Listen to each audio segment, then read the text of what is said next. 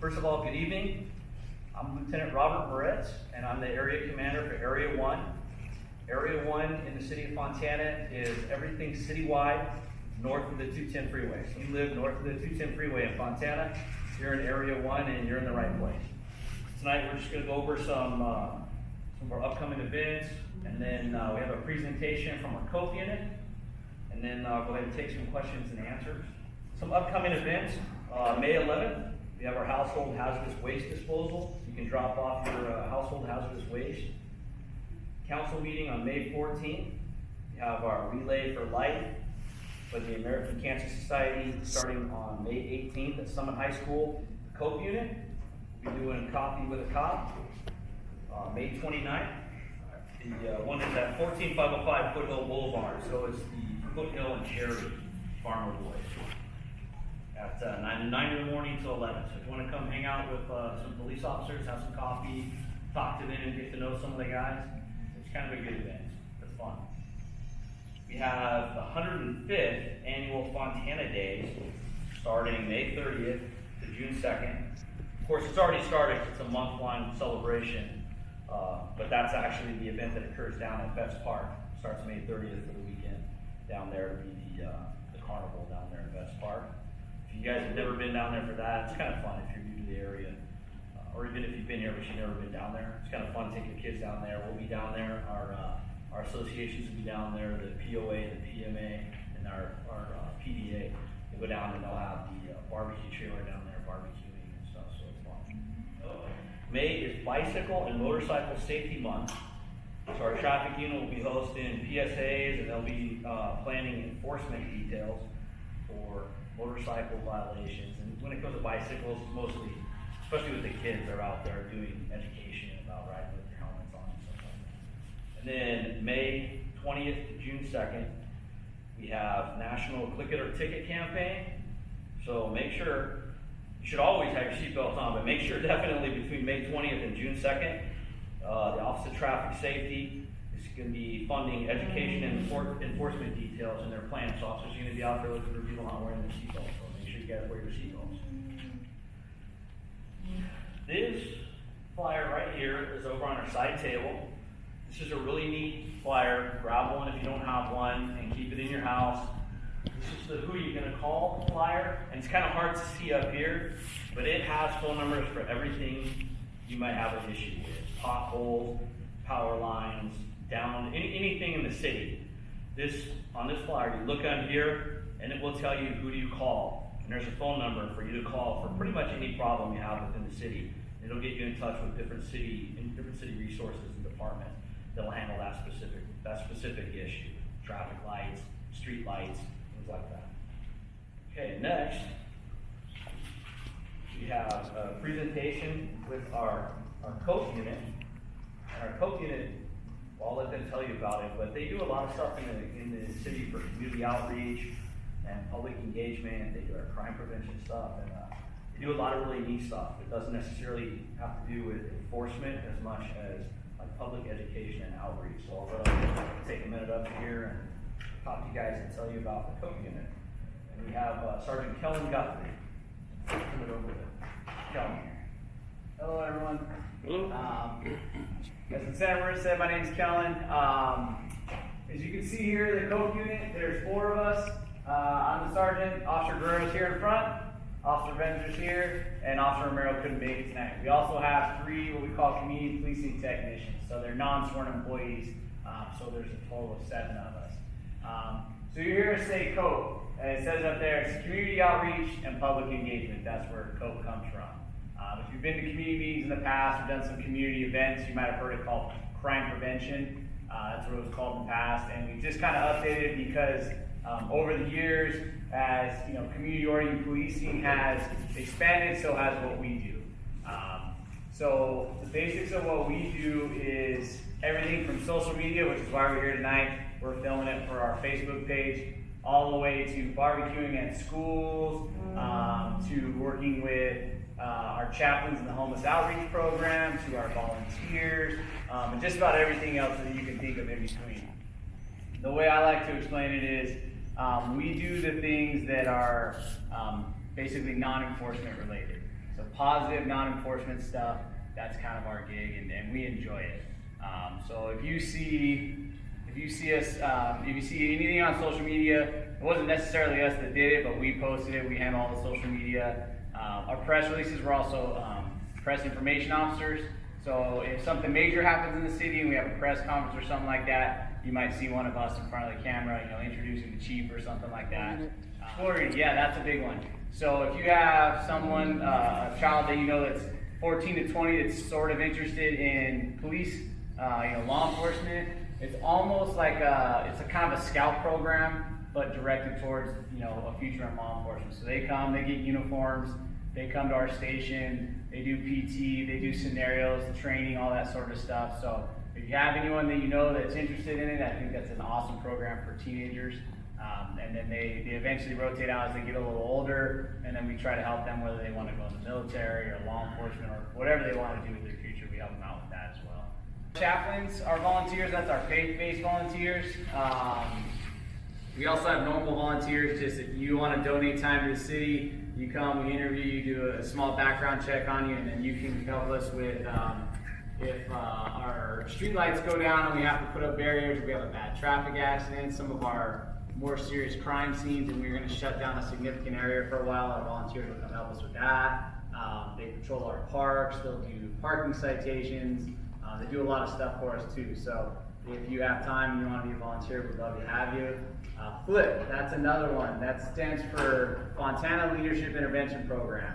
So some people may have referred to it in the past as a boot camp. It's not really a boot camp. It is actually an intervention program. So if you're having, some kids are court ordered, some kids, their parents come to us and say, it's a teenager, he's not listening, we need help, and we'll interview him and maybe get him in this program. It's an intense program, it's 16 weeks long, but it's really just about learning life skills and being a productive member of society. So we run that with the school district, they assist us with that. We run it out of their facility, so that's a partnership between us and Fontana Unified School District. We also, we work with faith-based organizations too. They're really big in our community. All the faith groups that come and have concerns with the city or they want to be involved in city events, we'll be their contact and we'll show up and barbecue with them and invite them to community events. But basically just about any sort of non-enforcement event that the city is involved in, police department's involved in, you'll see us at it. So that's our main gig. It's fun. It's a very positive experience. We get to see the community in something other than on the enforcement side, which is nice for us. Any questions on Coke before the lieutenant? Nothing? I'll brag about them a little bit more. The barbecues in here. How many barbecues do you think you guys do at the schools a year? Oh, quite a few, yes. Yeah, what they do is they go out to the schools and they have barbecues for the kids at the schools so that the kids can come and have positive interactions with the police officers and stuff. It's actually really neat. And the other thing is Kellen brushed on the Explore program. Like our Explore program at the Fontana Police Department it's a great program. If you have kids and they're all interested in going on to maybe law enforcement, even fire, or the military, the Explorer program is a great opportunity for them, Explorer Scouts.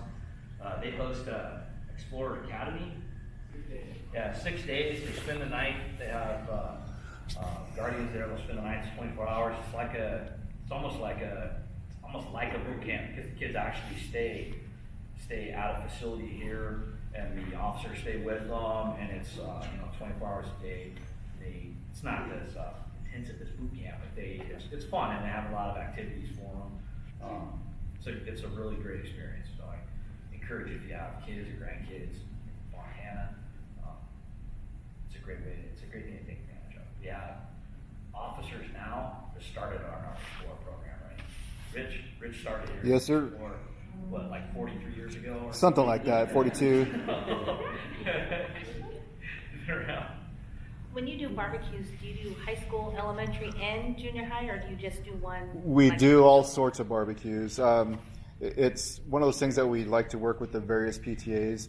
Obviously, Fontana is a very large city, so we certainly can't do it for everybody every year. So we kind of try to spread our time. But you do all grades? We've done all grades. We've done stuff for cheerleaders. We've done stuff for Boy Scouts, Girl Scouts, Cub Scouts, Yeah. and faith-based organizations, various causes. Taking notes, just. Yeah, there's 250,000 people in Fontana. They get stretched pretty thin. They have them out. Everybody wants them once they find out about them. They want them out there, but they do a lot. They're out there a lot. So as time allows, they schedule them and they go out. But they do a lot of barbecues, a lot of functions. So this meeting isn't just about what I have for you. It's an exchange of information. This is part of the meeting that most of you probably came here for. Is our question and answer period. So if anybody does have any questions for us, I'm here. I have people here from traffic engineering, traffic, community services, COPE units here. And then if I don't have the answers, I can find the answers and get you in touch. We have community services and we also have public works here tonight. Yes, sir. You know, I have a question on your response time. Thursday, there was a break-in on my block with my neighbor. The family was gone. She came home. She told me her door was kicked in. She had 2 kids. One kid was quite small, and she had called the police. What is your normal response time on a situation like that? Because I sat out there with her for over an hour. Yeah. The kids were restless. One had to go to the bathroom. They couldn't. And your department said, don't go in the house. So all of a sudden they're sitting in their car, the baby's crying. I even called. What's the normal response time on that? Well, it's going to depend. There's not an easy answer to that. I can tell you that we have to prioritize calls. Like I just said, there's 250,000 people in Fontana, and those are people who live here. That's not even the people who come into the city. So depending on the time of the call, there could be 500,000 people coming through the city at any time. We do prioritize our calls. If she wasn't in her house, there's nobody in the house at the time, then she's not at risk inside the house. There are active, right now, when I came in here, there's about 1.5 pages of calls holding at the time I came in here. So there are calls holding in the city all the time. Officers are not an unlimited resource. We have them out there. It's a finite resource. We have to prioritize the calls. So it's just going to depend on. I think everyone knows that. Well, then that's the. But the question is this. Yes. Is that you would instruct the individual not to go in the house and wait. That would be my recommendation. It would depend. You're not going to see a dispatcher's not going to tell someone, yeah, if your house was burglarized, go ahead on inside. They wouldn't tell them that because there could be somebody inside. And it's unlikely, but most people that burglarize your house or they're property theft people, they're in there to steal things and leave. They don't want to get caught. In most cases, the house is going to be empty by the time you get there and realize that your house has been broken into. In most cases, there's probably no one in your house. But the dispatcher is going to err on the side of caution, and their recommendation should probably be wait outside for the officer and don't go inside the house. We recommend you don't go inside the house. Now it's her house. If she wants to go in her house, she can. We can't stop her. But my recommendation would be just wait outside. It may take a little while. It could take some time for the officer to get there, but we are coming. And if the situation changes, you can always get back on the phone and you can always update the dispatcher. If people's lives are in danger, okay, if someone's in danger, if they're inside that house while somebody's trying to break in and it's a hot prowl or an active burglary while someone's inside, you're going to see a different response. Now, we have had multiple large incidents that occur inside the city at the same time. We've had multiple homicides. We've had multiple pursuits at the same time. Things do happen. Those are outliers. For the most part, they prioritize calls. If someone's in danger, it's going to be a higher priority call, and you're going to get a faster response time to those priority calls. And you wouldn't, unless there's some real extreme situation, you're not going to see somebody waiting an hour if they're inside their house and somebody's trying to break in. Officers are going to divert from other beats, or they're going to break from calls they're on. They're on emergency calls, and they're going to respond. I don't want to misquote you on our response time. If you get with me afterwards and give me your email address, I can email you our actual response time for priority 1 calls, and I can tell you that it is a lot less than an hour. It's on the tune of like about 4 minutes, I believe, is our average response time. So if you get with me, I'd be happy to get you that information. Okay? But in a situation like you said, where she's not in the house, it's an inconvenience, but her safety is the most important thing.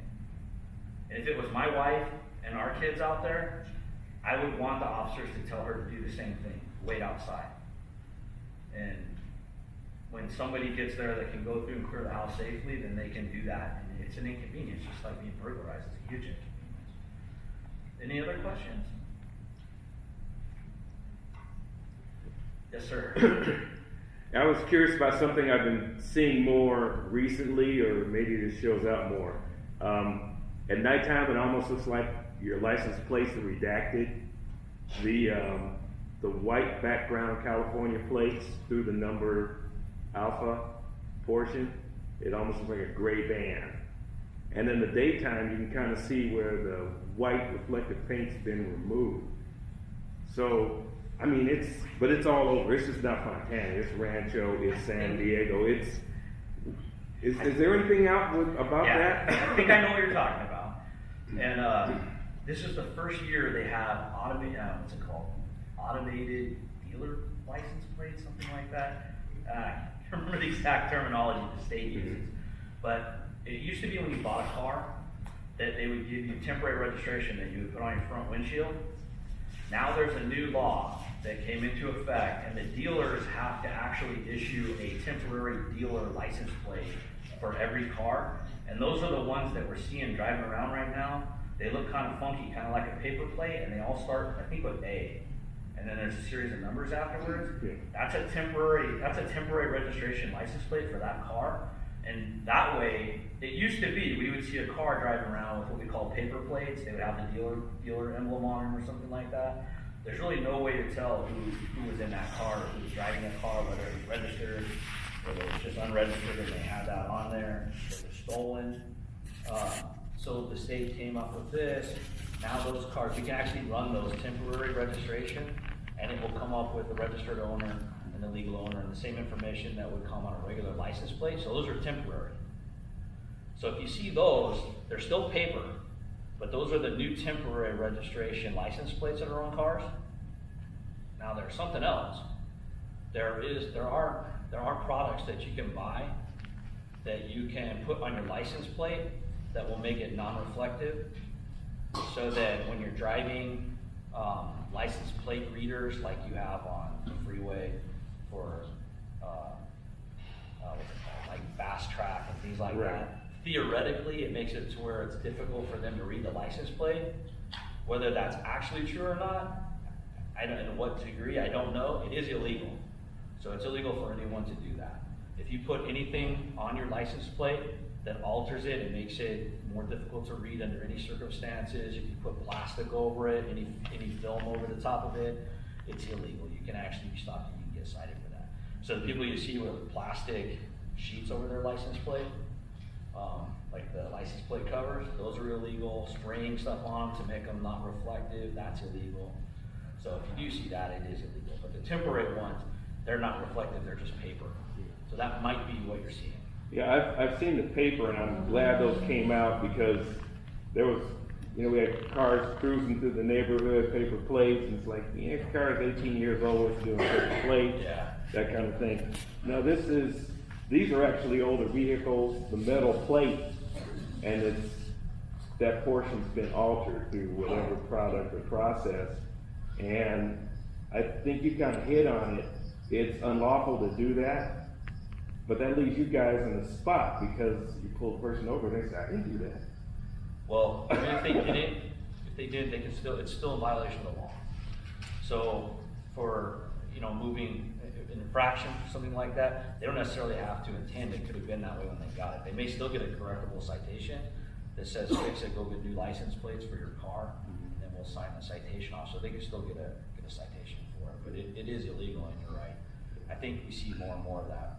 It seems to grow. It's, first it's like, occasionally like, what's wrong with that license plate? And then pretty soon, as the weeks went by, it was all over the place. I mean, cars in the neighborhood, it's supermarket, it's going down the freeway. It's like a fad. What, I do you don't come know on about- social media, mess up your license plates and? Yeah, I don't know about you, but I've noticed like a big increase of people leaving their paper plates on their car or putting paper plates on their cars, the old dealer plates. And then those are the guys who are running lights and driving like idiots on the freeway and Yeah. stuff like that. But we're not gonna see that anymore because the grace period has ended too. So people running around with paper plates on their car are gonna start getting pulled over. I've We'll noticed see that go away. with older cars, if they're parked with the license plates facing the sun will cause the reflectivity to fade. But this is only on the alphanumeric. I don't know. It's not the whole plate. It's only on the, I mean, it looks redacted. It'll be, California's bright and lit up, and your headlights are hitting the back, and it's gray because of the mix between the blue and the reflectivity being removed. It just, Well, it's probably intentional, if that's what you're Yeah. saying, when you think. It's probably intentional. Yeah. If you see one in your neighborhood, it's the same person, you give us a call. If you see driving around, we'll go talk to them or something, but if we see them, they'll probably talk to one of us. Yeah, it's illegal, and they may have done it intentionally to try to avoid, cameras and things. yeah. Yes, sir. I've seen it a lot, and it's the band on the plate where they press it. It just seems like the paint turns gray over time. Like just cruise around at night, look in all the parking lots and stuff, just when the light hits it, it's kind of a matte texture instead of a shiny gloss texture. You guys notice that? New license plate. Yeah. And again, it might be some process that the state's doing different, and it's wearing out faster. I don't know. I'm not sure. I'll be more cognizant of it now and take a look and see if I see it around. But, yeah, I mean, our traffic officer says he's seen it, so it's possible that it's just the way that they're being manufactured now. Well, these are, usually the cars are kind of like clunkers. Yeah. You know, they're a lot older, but I see them on newer cars too. Oh, Yeah, I see them on cars, 5 years and newer. okay. Yes, ma'am. I have a question about someone else, is that okay? Please. Okay, you live in, Citrus Heights right there, the big community, Yes. and how would I get clarification on what is, we go back and forth with the association about what you used to do, and what how do I find out, do you have somebody that's has a new car lot in our neighborhood? And there's cars parked on the street, and no license plates, and it's like, well, we call the association, and they're like, well, police won't do anything, this is a gated community, and I'm like, well, it's still the city of Montana, I mean, who's supposed to be taken care of when we have problems in our community? Should it be our association, or it depends what's going on over Montana police? So she's a little far back there. So the question is, if I have this correct, is that she lives in a private community, gated. I think it's gated, right? the Yeah. community? So it's a private gated community, and in this particular instance, you have someone who's now running a business out of his house out of there, and he's selling cars out of his house. They probably have multiple cars parked on the streets, and this particular resident has contacted their board for the housing, the private community, and they said that the police can't enforce the vehicle code there, so there's no point in really calling that. Yeah, if they find, they'll find that person. Right, Like, and that's, well, there's still 18 cars, some of them are registered, have no plates on them. Well, isn't that against the law? They double park, they park in the red, they, so this is the deal when it comes to housing associations, and especially the gated community. And the answer is not simple. The answer is give us a call, because it's not always the same. You could live in one gated community where the streets, first of all, the gated communities, if it's a gated community, those roads inside are private roads. But some gated communities want the police department to come in and enforce California state vehicle laws on the roadways within their private community. So it's just like in a shopping mall. In a shopping mall, we have a city code section that says that if you post these signs on your private property, which is actually public access private property, then the police department can come in and the vehicle code is enforceable on their private property. So if somebody runs a stop sign on that private property, then a police officer can issue a citation for running a stop sign despite the fact that it's on private property, See, based on that city code section. So some housing projects or some housing communities within Fontana, we can go in and enforce parking laws, registration laws, things like that. But not about the business, because I've got a ticket in front of my house. I'm like, I go to Montana Police, can come in here and do stuff, because I got a ticket in front of my own house. So how come the Montana Police, according to you, can't come handle this person that's illegally having a business out of I it? haven't got there yet. Oh, So, sorry. that's okay, that's just for vehicle stuff, really, okay? And that's for like, things that like infraction type stuff, okay? Then you have, look, in California, we have a lot of laws. It's not just the penal code or the vehicle code. There's the business and professions code, government codes. If I were to stack up the laws, the books, with all of the laws in the state of California that a peace officer has been charged to enforce, they would be over my head, okay? So there's all kinds of laws. There's also code enforcement laws. The city of Fontana still has housing codes.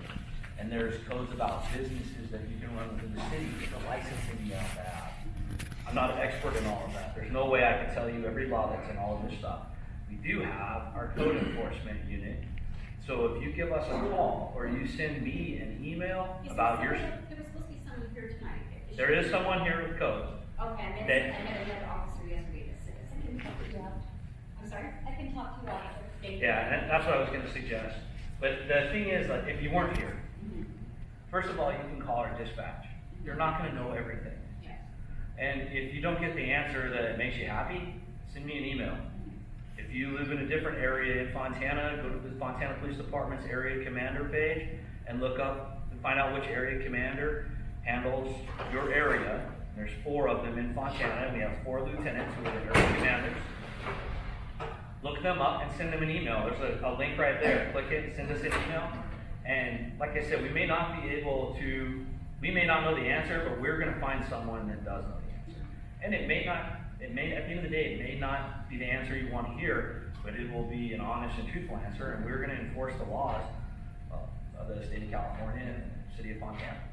So if it's against the law for them to be doing what they're doing there, then our code enforcement unit, our traffic unit, one of our units is going to go look into it, and they're going to enforce the laws.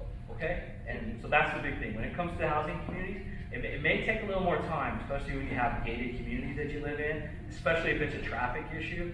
I just had one a couple weeks ago where it was a parking issue with I think it was an RV parking issue, and it was in a gated community, and I called up our traffic sergeant, and he told me, yeah, it's going to have to wait until Monday, because this was on the weekend, because we needed to look it up, we needed to make sure that we could enforce the laws in that area. So each one is different. And even within the same, because Shady Trails, right over here, I believe some of Shady Trails is they want laws enforced in there and some don't. So it's not always the Shady same. Trails is over there, over there, over there. You know. Yeah, they're all over the place in different communities that they want to handle differently, and it's private property. Yeah.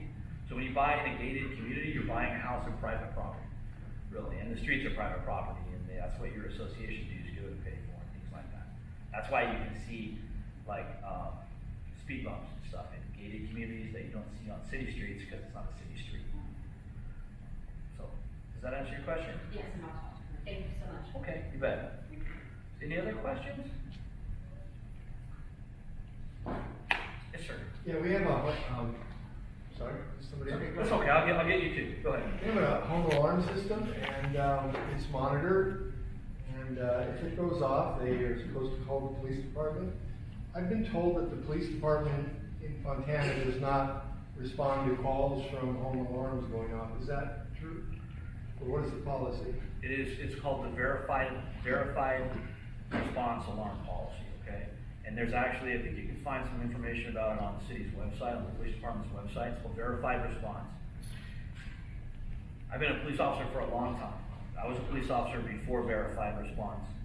Before verified response, I would say at least half our calls, maybe more, were devoted to responding to alarm calls on houses and businesses. And this is the short of it, okay? The vast majority of those, before that time period, in my entire career, I think I responded to two alarm calls that were actually valid burglaries. The vast majority thousands literally, were false alarms. And it ate up lots and lots of police resources. Like I said, there were a page and a half of calls holding before I came in here today, and there will be calls holding all night long. We'll have officers respond, even though it's Thursday night, we'll have officers responding on calls all night long in the city of Fontana. Okay? So they took a look at it and they said this is not a reasonable use of resources. And that has now swept, I think it's going nationwide, but it's through California now. Most agencies, what they require is that the alarm be verified first. So, and the information I believe is on the website, but there's different ways that they can verify the alarm. They can have multiple activations. They can have like video where they can actually see somebody. And then there's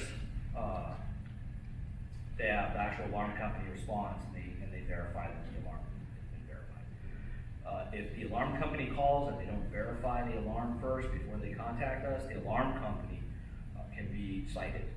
It's actually a crime in Fontana for doing calls without verifying the alarm. That's not the same as a panic button. If you're at your house and you hit a panic button, the police are still going to prioritize that as a priority 1 call, and they're going to respond out to it, okay? So that's not the same. But when it comes to just a straight burglar alarm, it's up to the alarm company to verify the alarm. And they know how to verify the alarm and what needs to be done to verify it, okay? Does that answer your question? Sure it does. Okay. Yes, sir. My question is about manpower. I think it's a multiple part question. As you can tell, there's a couple of houses being built up here in this area. What are your plans for increasing manpower in this area, and how often is that looked at and adjusted? It's constant, and we are constantly hiring and putting people through the process. We are, what do we have right now? Yeah. I think we have 4 and 7 total. And then we just have like 7 more that are in training right now too. There's like 12 here. Yeah, so we have roughly about 7 going into the police academy right now. We have, I think, 12 in training, which is the most we've ever had at one time, I believe. It actually was at like, I think, 15, but we lost a couple. So we're doing the best we can. And when it comes to staffing levels, it's a big problem. And it's not just here, it's statewide at least. I can't speak for other states, although I think they're in the same position. It's difficult. Becoming a police officer is it's a difficult job to get. It's the testing process is difficult. And then you take on top of that, it's not a real popular career right now. So there's just not the numbers of people out there that want to do it. And at one time before I got promoted, I was a sergeant in charge of that unit that did the hiring. And it's difficult. The standards to be a police officer are very high. So if you test 200 people, by the time you get through that testing process, you're lucky to hire 2. The entire hiring process. So the officers that you see in front of you, they made it through an extremely rigorous testing and screening process to get where they are. So it is difficult. It's an ongoing struggle, and we're doing it. Our guys they're doing a great job. I mean, if you find an agency our size out there that has, 15 to 18 people in the pipeline, and right now we're at like 12. We're pushing 20. We'll probably be pushing 20 in the next 4 months or so. That's a lot. It's a lot. So we have to really lower our standards. So the guys are really out there working, and part of the process is like our Explorer program is trying to get these kids in when they're young, so that you don't have to worry so much about the backgrounds. We try to get them in and keep them busy when they're young, because getting through the background is a difficult thing. And we start training them and trying to develop them young, so that when they get older, they get to be police officers. Okay. Is there any other questions?